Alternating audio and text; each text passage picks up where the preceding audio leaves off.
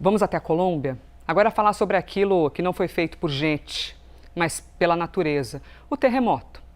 Luciana Tadeu, nossa enviada especial, está na Colômbia, 4º dia de buscas.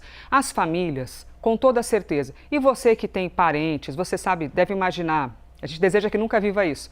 Esse sentimento que você está há 4 dias sem encontrar seu parente, mas você segue com a fé irrestrita de que ele possa estar vivo.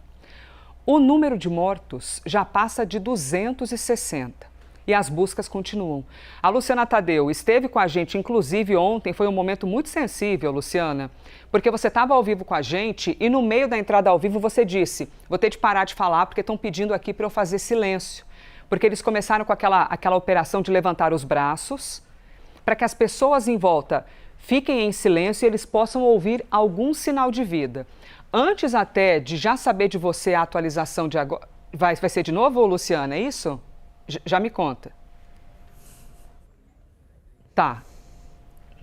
Olha, de novo, uma coincidência. Vocês estão acompanhando novamente. E vocês estão vendo que são várias barracas aqui de resgatistas. Eu vou seguir falando do lado de cá, porque a Luciana Tadeu está impossibilitada de falar, tá? Porque novamente está em silêncio, mas ela me dá um toque quando puder retomar o contato. Aqui a gente tem... E vamos ouvir, entre aspas, o silêncio em volta. Vamos aqui acompanhar.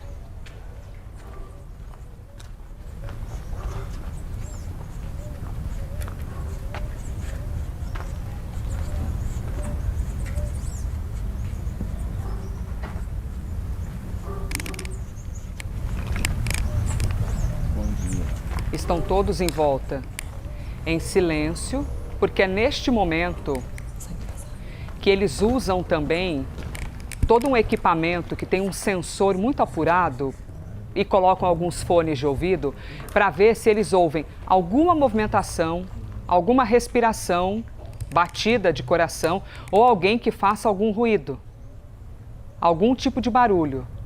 Então vocês estão agora ao vivo com a gente, ouvindo o som ambiente em Cali.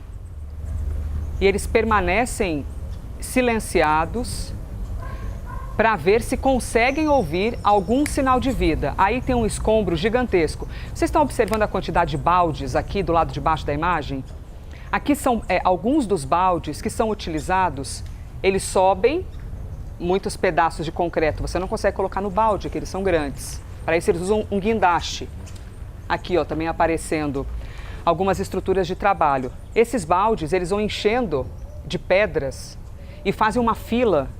Então você tem civis solidários que vão passando de um para o outro para conseguir reduzir alguns quilos diante das toneladas que desabaram. Inúmeros prédios vieram abaixo. Vamos ver se vai ter algum sinal. A imagem é inacreditável, né? Inacreditável. E aqui as pessoas em silêncio. Você vê integrantes do Exército, integrantes das áreas médicas. Também há pessoas da Cruz Vermelha trabalhando. Voluntários também trabalhando. E a gente observa na imagem que aí, esmagado em meio ao concreto, ali aparece um colchão, um lençol, o que nos dá a entender que era um prédio residencial. E ainda o silêncio ocorrendo ali no ambiente. E nós estamos aqui acompanhando. À distância, Luciana, eu nem vou te pedir para falar, qualquer coisa só me dá um joinha, que à distância eles parecem conversar entre eles. Mas eu não sei se é isso que está acontecendo, se eles estão ainda avaliando se conseguem ouvir alguma coisa. Elisa, ainda é silêncio absoluto por aqui. Então, em instantes a gente volta para poder acompanhar com a Luciana Tadeu essa condição. Já são, somente em Cali, neste lugar que nós estamos vendo, pelo menos 100 pessoas desaparecidas. Então você tem 100 famílias. E aí, novamente, uma imagem ao vivo do ambiente que nós estamos acompanhando com a Luciana Tadeu.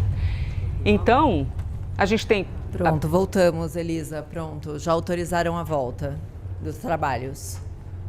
Luciana, então, essa volta, e aí a gente é acometido por aquele sentimento.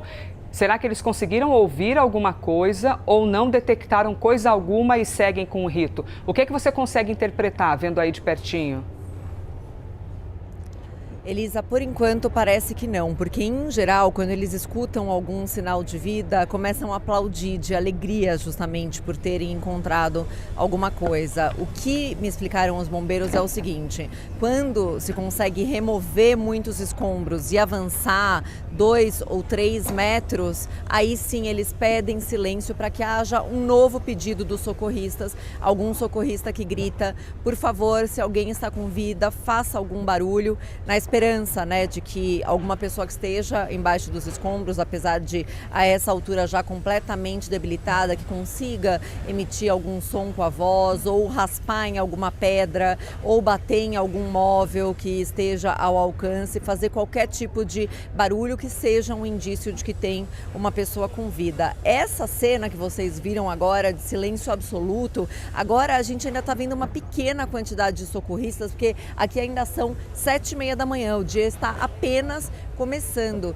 Mas ontem havia centenas de pessoas, em algum momento do dia eu chegaria a falar milhares de pessoas, e é um momento muito impressionante, porque começam a fazer assim, todo mundo faz isso para essa mensagem de silêncio chegar em todo esse quarteirão, porque aqui tem 2 edifícios que desabaram, e é como se as pessoas prendessem a respiração mesmo para não intervir nessa tentativa de encontrar vida, de ouvir algum tipo de barulho. Então, a gente até evita caminhar para não pisar numa pedra, não pisar numa latinha, numa garrafa, para não fazer nenhum tipo de som. Os jornalistas param de transmitir, porque é isso, né? A gente tenta só acompanhar esse momento e não intervir no trabalho dos resgatistas de nenhuma forma. Mas também tem um outro lado, viu, Elisa? Porque assim, há muitos voluntários aqui, muitos mesmo. Ontem, quando eu fui embora, já era quase 10 da noite, tinha muitos voluntários esperando para entrar, porque eles não autorizam a entrada de todo mundo ao mesmo tempo para não colapsar essa cena de desastre.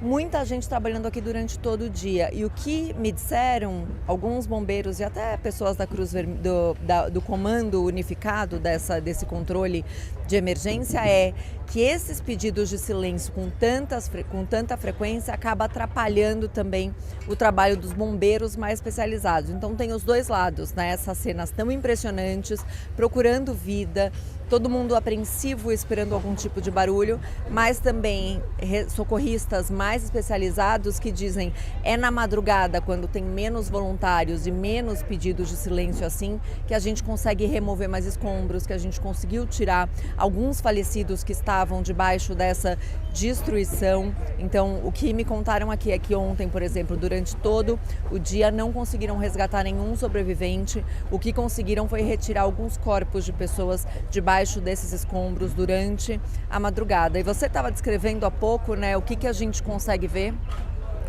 Tem um colchão sendo retirado, em pé, parado aqui, ó, a gente consegue ver uma coluna que é com azulejos, então que deve ser de algum banheiro ou de alguma cozinha, mas entre os escombros dava para ver ontem uma espécie de altar com vários santos, então é muito impressionante porque a gente sente realmente que está vendo a intimidade das pessoas exposta e completamente destruída. Tem muita gente aqui mobilizada para ajudar nesses trabalhos, lembrando que eu estou no sul de Cali, que é onde se concentra a maior parte dos edifícios que desabaram, que vieram abaixo com esse terremoto de segunda-feira. Somente a cidade de Cali registra mais de 100 edifícios que desabaram. Aqui tem mais de 100 desaparecidos que estão sendo buscados. Eu falo aqui na cidade de Cali, mais de 100 desaparecidos, já são quase 100 mortos na cidade e termina sendo a segunda cidade com a maior cifra de falecidos depois de Pereira, né, que é aquela cidade em que houve a maior destruição, muito concentrada no centro da cidade, mas aqui em Cali, ao longo das ruas, a gente também vê, Elis, essa destruição, não somente dos edifícios colapsados, mas edifícios que a gente não entende como pararam em pé, edifícios que estão inclinados, com tetos colapsados, ou seja, que estão aí à beira, que você vê que estão a ponto de cair. Os moradores tiveram que evacuar, muita gente teve que sair das suas casas. De fato, ontem eu contava em um dos jornais ao longo da programação da CNN que ontem a primeira cena que eu vi ao sair do quarto do hotel foi me encontrar com 2 cachorros grandes. E eu comecei a conversar com esse casal que estava no quarto do lado com esses 2 cachorros, perguntei se eles estavam viajando e não, era uma família que teve que abandonar o edifício onde estava, porque o edifício foi totalmente abalado estruturalmente por esse terremoto, e eles foram para o hotel com seus 2 cachorros, estão morando lá temporariamente até encontrarem uma solução de moradia. Elisa. Luciana, mais uma dúvida, por favor. Você que acompanha de perto aí esse momento do silenciar e tentar encontrar algum sinal de vida. Alguns integrantes da equipe de resgate, eles usam uns fones de ouvido. E nós acompanhamos, inclusive, eu até tenho uma imagem aqui para compartilhar com vocês do meu próprio tablet, porque é a reportagem que a gente expôs ontem, só para mostrar a imagem e a gente pedir explicação para a Luciana Tadeu. Vocês estão vendo aqui, ó, de capacete amarelo, você tem um resgatista com fone de ouvido, e aqui de capacete branco, outro resgatista com fone. Luciana, que tipo de movimentação é essa? Ou, se a gente sabe que material é esse que eles usam para conseguir ouvir as pessoas que estão soterradas? Elisa, eu não sei se é esse exatamente dos fones de ouvido, eu vou perguntar aqui para os bombeiros, depois eu repasso a informação para você contar aí para a nossa audiência, mas um dos equipamentos que são utilizados para tentar encontrar os sobreviventes é um que consegue identificar justamente batidas do coração. E então é um equipamento que também é usado, claro, nesses momentos em que se pede para todo mundo ficar em absoluto silêncio, e aí eles conseguem identificar batidas cardíacas sob os escombros. Ontem a gente também viu a atuação aqui de cachorros resgatistas, cachorros da Cruz Vermelha que chegaram para percorrer esses escombros. Já nos últimos dias tinham conseguido encontrar uma pessoa que foi resgatada, então também houve essa atuação. Por enquanto, por aqui não há indícios de sobreviventes, mas o que a gente sente a cada pedido de silêncio e em todo esse esforço dessas pessoas totalmente mobilizadas para tentar encontrar alguém, ajudar nessa remoção dos escombros, é uma grande corrente humana, né? Tanto para tirar os escombros como para aproximar dos resgatistas os baldes vazios para encher novamente de escombros. O que a gente mais sente aqui é essa esperança de ainda encontrar alguém que sobreviveu, porque apesar da gente estar falando dessa janela crítica, né, essa janela de oportunidade que eram as primeiras 72 horas, que agora, na verdade, acabaram de acabar, agora são 7h42 da manhã aqui, é importante lembrar que no terremoto da Venezuela, por exemplo, houve resgate de sobreviventes depois dessas 72 horas. Então, se a pessoa acabou soterrada em um lugar onde eles chamam de triângulo da vida, que é talvez 2 paredes que não permitam que essa estrutura desabe completamente, acabam equilibradas, ou uma pessoa que ficou ao lado de um eletrodoméstico. Ontem eu estava vendo algumas imagens de tetos que ficaram inclinados assim justamente porque havia uma geladeira. Então, se a pessoa conseguiu se refugiar nesses triângulos da vida, em que há ainda uma quantidade de oxigênio, ela poderia permanecer com vida por mais alguns dias. Então, ainda há esperança, e é nessa esperança, nessa expectativa de encontrar alguém que faça algum sinal, algum barulho, que dê algum sinal de vida, que estão concentrados esses esforços de resgate ainda agora, Elisa. E é impensável a gente conseguir imaginar e entender o desespero das famílias, né? Impensável. Aí a gente imagina adultos, crianças.